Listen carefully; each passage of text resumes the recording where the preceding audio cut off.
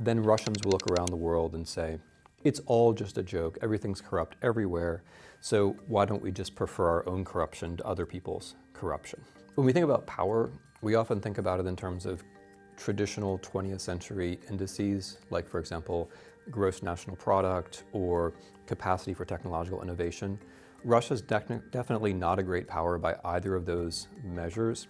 So what the Russians try to do is to change the subject, change the rules of international competition away from those more objective things to more subjective things, like feelings, like fear, like anxiety. When we turn our own attention away from the real world, the three-dimensional world, and we pay more attention to the internet and to what feels good or bad to us, in effect, we're making life easier for Russia. What they can mobilize very efficiently, very economically actually, are psychological resources over cyber.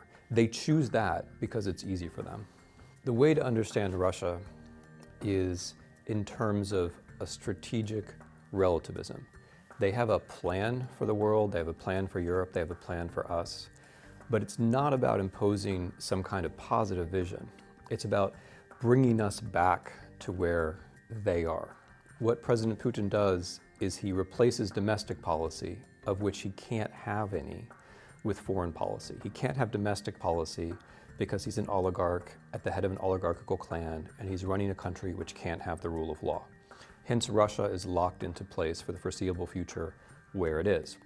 But if he can convince Europeans and Americans that oligarchy is normal, that the rule of law is a joke, that democracy is fake, and so on, he can bring us to where Russia is. And if he can do that, then Russians will look around the world and say, it's all just a joke, everything's corrupt everywhere, so why don't we just prefer our own corruption to other people's corruption? So this is a strategy, and it's at work. It's what we're up against now.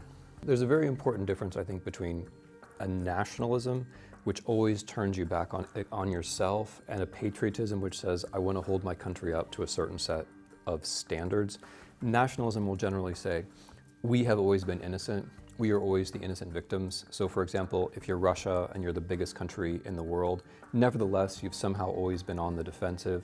If you attack Ukraine, nevertheless, this is somehow a defensive rather than offensive operation. Nationalism will say it's always somebody else's fault. The way it works politically is that you do things like this. You attack Ukraine, you support the far right in Europe, you support a presidential candidate in the United States.